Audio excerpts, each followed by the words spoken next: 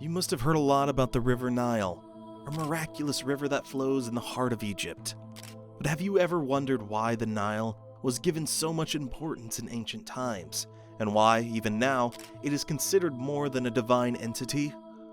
Before we jump right into it, you should know that the River Nile is also known as the father of African rivers, as it is the longest river on the African continent and in the world as well. Located at the heart of the valley, this river was the backbone of Egypt's most flourishing civilizations that lived along its banks, which flows 4,160 miles northward from East Central Africa to the Mediterranean Sea. Even in the ancient Egyptians' day-to-day lives, this river played an important role in keeping their civilization stable by providing stability. As we know, Nile was the only source of water available. Old civilizations prospered from fertile grounds thanks to the Nile. Upper Egypt and Lower Egypt were the two regions that made up the ancient valley, with Lower situated to the north and Upper to the south. This appears to be somewhat jumbled on a map. This is because the names derive from the Nile's river's flow. Interestingly, the Nile River was the center of this old land. In earliest times, there wasn't nearly as much rain as there is now, which meant that drinking water, washing water, and water for crops and animals all came from the Nile. It was the Nile floods that brought richness in the soil and made it fertile for people to cultivate the land for agriculture. Not only this, but this soil was also good for growing wheat, barley, and flax. The Nile's delta was ideal for growing papyrus.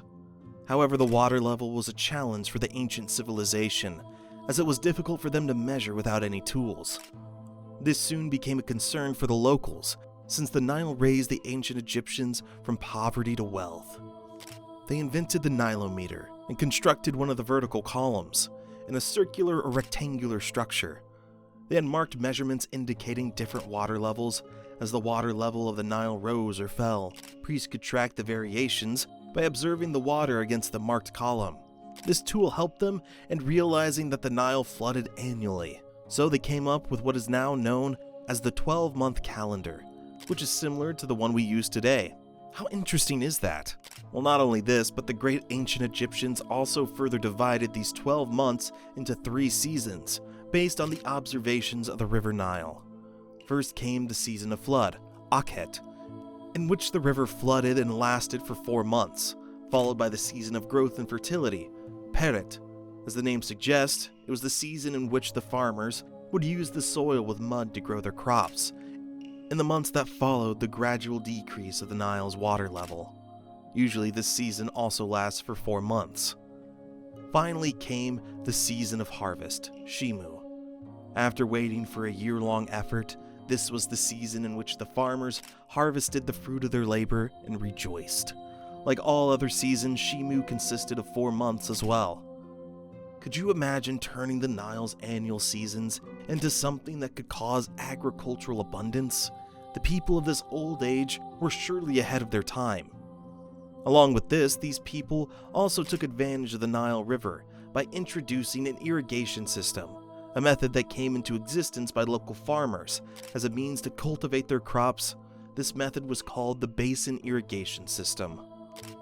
For basin irrigation, the locals dug out waterways to direct floodwater into these basins and constructed earthen banks to form basins.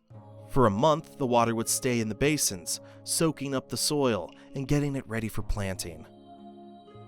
Have you ever wondered how the old civilization traveled across this giant river? To find out more, keep on watching and make sure to like, subscribe, and hit the bell icon to stay notified. Along with their irrigation system, the Nile River also served as a primary trade route in the region, which connected the civilization with other parts of the world and contributed toward economic growth. Moreover, they used boats to travel across these rivers to other countries, which carried trade goods and people as a way to foster diplomatic relations with other countries and promote cultural diversity. Did you know what the largely exported goods of the ancient Egyptians were? It was grain that was produced locally in large quantities. They also exchanged papyrus, which was used to make writing materials for documentation. Other goods they traded were in wood, gold, and pottery. This was all possible due to the River Nile. the gift of the gods. Not to mention, Nile also served a crucial role in Egypt's defense. The soldiers were able to maintain control over the borders and make it difficult for outsiders to enter the region, thanks to the physical protection provided by the River Nile. Even though Egyptian soldiers were renowned for their fierceness and excellent skill in battle, their ability to use the Nile River to fight off attacks provided them a significant security advantage. Additionally, this land was surrounded by the desert, acting as a physical barrier that was nearly impossible to cross. What's worth mentioning is that these citizens strengthened the defense by constructing a labyrinth of roads, canals, and waterways to keep the enemy from crossing the river. Due to the Nile's protection, this valley remained safe from invaders for thousands of years. How fortunate the ancient Egyptians were to possess such a miracle. The Nile not only served as an economic importance, but also a spiritual importance as well, as it brought peace, prosperity, and sustainability to the people of the Nile. And to honor this miracle, religious ceremonies were held. Even the ruler of the land, the pharaoh, used to be deeply involved in the matters related to the River Nile. It was believed that pharaohs used their divine power to guard Mahat, the cosmic order, to make sure the Nile flooded annually. But there are cases where the original documents clearly indicate that the god kings caused the flooding. Well, that's mind-blowing. Did you know the Nile River played a significant role in ancient Egyptian creation myths? Curious to know? The story of Hapi, the god of the Nile, is a mythical tale. In this myth, Hapi is portrayed as a bearded man clutching two vases, which stand for the Nile's flooding. This myth withheld that Hapi was in charge of the Nile's yearly flooding, which brought the silt and nutrients required for crop growth. In addition, Hapi was connected to the goddess Hathor, a symbol of beauty and love and fertility. In the olden times, Hapi and Hathor were revered as the givers of wealth and life. This mythical story, along with some others, highlight the significance of the Nile in Egyptian mythology. The river was deeply connected to the gods and goddesses who ruled over Egypt, and were regarded as the source of fertility and life. The stories highlighted the significance of the Nile in ancient Egyptian daily life, and served to support the notion that it was a sacred river. Local celebrations across the land also commemorated the Nile's flooding.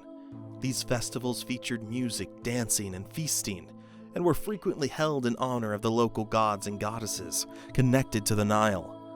And this statement still holds true nearly 2 millennia later. The Nile was indeed the lifeline of these citizens, and played a significant role in every aspect of Egyptian daily life. All in all, it holds a spiritual and religious significance. For good reason, the Nile has fascinated ancient Egyptians and modern-day explorers alike. This mighty river has been a source of life, a symbol of fertility, and a sacred entity worshipped by the locals. So, what are your thoughts on the Nile, the lifeblood of ancient Egypt? As we explored the profound impact of this mighty river on the early Egyptian civilization, let us know in the comments below. Stay up to date as we reveal more historical information in our next episodes.